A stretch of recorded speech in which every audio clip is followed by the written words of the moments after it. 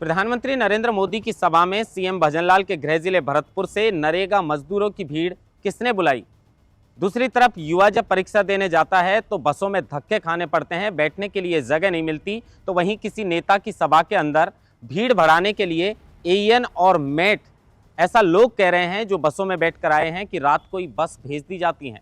उनको कहा जाता है कि जयपुर के अंदर कोई मीटिंग है, आपकी सैलरी काट ली जाएगी, इसलिए रात को ही वो नरेगा मजदूर बसों में बैठकर और जयपुर के लिए रवाना हो जाते हैं। 13 बस ऐसी हैं जिनमें नरेगा मजदूरों को बुलाया गया है।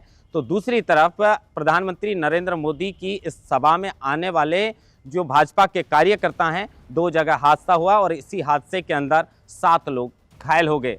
जिस वसुंधरा राज सिंधिया की कार्यकाल में इस योजना का खाका तैयार किया गया था, क्या बीजेपी वसुंधरा राज सिंधिया को भूल चुकी है, क्या उन्हें क्रेडिट नहीं देना चाहती? नमस्कार, आप देख रहे हैं लोकमत हिंदी और मैं हूं आपके साथ महेंद्र बांसुटा। सबसे पहले चर्चा करेंगे उस बस की जिस बस के अंदर नरेगा मजदूरों की भीड़ बुलाई गई। किसके कहने से ये भीड़ आई और किसने इसको बुलाई? दरअसल भरतपुर जिले के अंदर कहा जा रहा है कि 13 बसें रात को ही भेज दी गई और नरेगा मजदूरों के पास मेट का आदेश आया। एएन के द्वारा कहा गया कि आपकी मीटिंग है और इस मीटिंग के अंदर जाना जरूरी है, अन्यथा आपकी सैलरी काट ली जाएगी। इस तरीके के आरोप बसों में जो लोग भर के आए थे उन्होंने लगाया। दरअसल नरेगा तो कांग्रेस सरकार की योजना है, तो क्या प्रधानमंत्री नरेंद्र मोदी की सभा के अंदर भीड़ बढ़ाने के लिए इस तरह नरेगा मजदूरों को बुलाया गया है? इस पर भी एक सवाल या निशान लगा है, क्योंकि लोग कह रहे हैं कि हमें तो पता ही नहीं है, हमें तो कहा गया है एएन और मेट की तरफ से कि आपको जयपुर जाना है, मीटिंग है, और अगर आप मीटिंग में नहीं पहुंचते हैं तो आपकी तनख्वाह काट ली जाएगी। प्रधानमंत्री नरेंद्र मोदी की सभा के अंदर जबरदस्त भीड़ थी।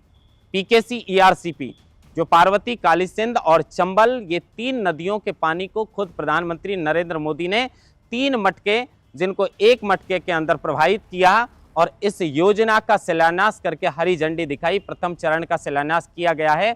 जैसे ही इस योजना के सारे चरण पूरे होंगे, राजस्थान के 21 और मध्य प्रदेश के 13 जिलों को पेयजल और सिंचाई का पानी मुहैया करवाया जाएगा।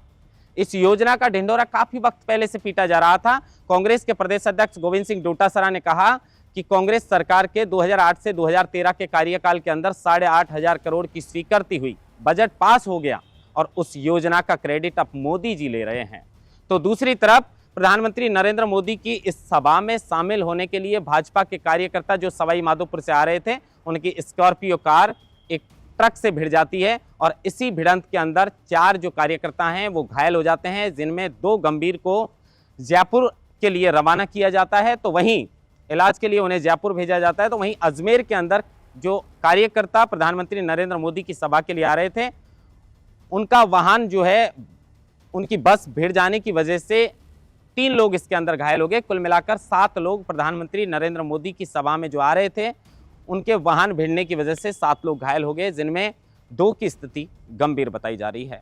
तो वहीं कल का नज़ारा हम सब ने देखा कि 46,000 करोड़ रुपए की योजनाओं का शिलान्यास प्रधानमंत्री नरेंद्र मोदी ने जयपुर के दादिया के अंदर किया और इसी के अंदर मध्य प्रदेश के मुख्यमंत्री, राजस्थान के मुख्यमंत्री, राजस्थान के राज्यपाल सहित प्रधानमंत्री नरेंद्र मोदी मौजूद रहे और इस योजना का शिलान्यास किया।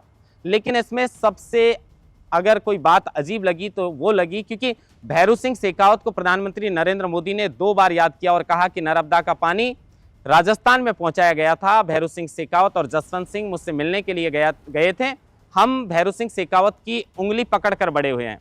अपने भाषण के अंदर 50 मिनट का जो भाषण नरेंद्र मोदी ने दिया, पानी का महत्व भी समझाया और कहा कि जिस तरह से पारस लोहे को स्पर्श करता है तो वो सोना बन जाता है, उसी तरीके से पानी जहां भी स्पर्श करता है एक नई ऊर्जा और शक्ति को जन्म मिलता है, नई ऊर्जा और शक्ति उत्पन्न होती है।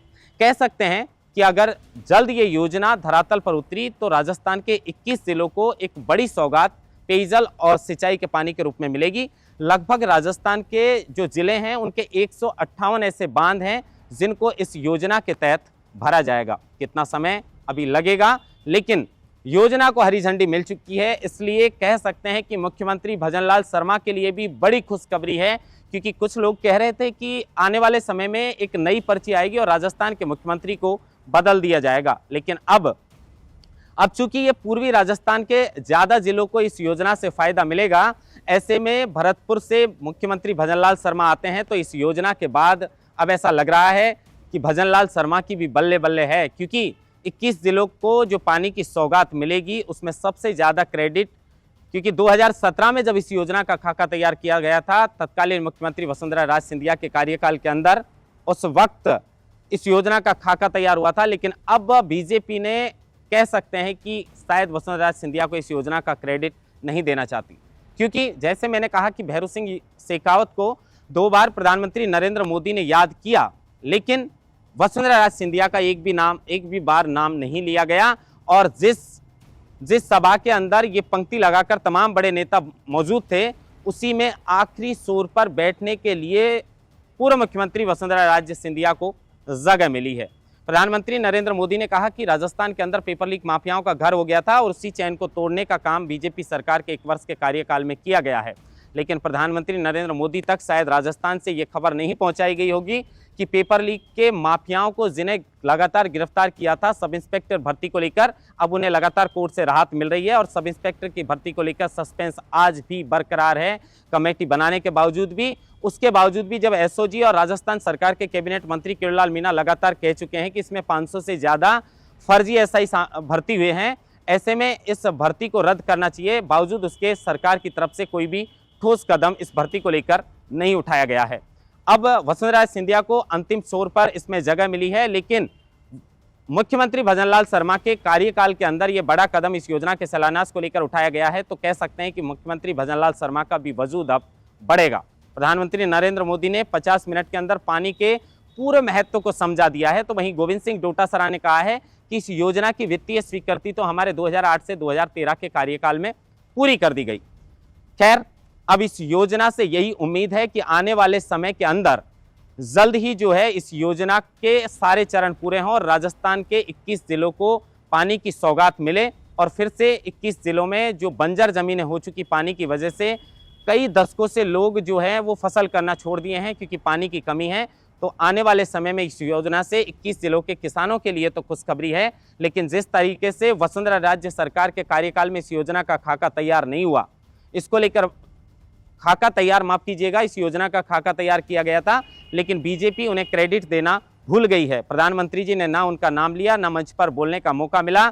तो अब इसको लेकर कई लोग सवाल उठा रहे हैं कि जब युवा परीक्षा देने के लिए जाते हैं तो उस वक्त बसों में इतनी भीड़ होने के बावजूद भी अधिकतम जो है, कह सकते हैं कि ज़्यादातर यही होता है कि जो बसें पहले से होती हैं उन्हीं बसों से बच्चों को आना जाना पड़ता है, भारी भीड़ होती है।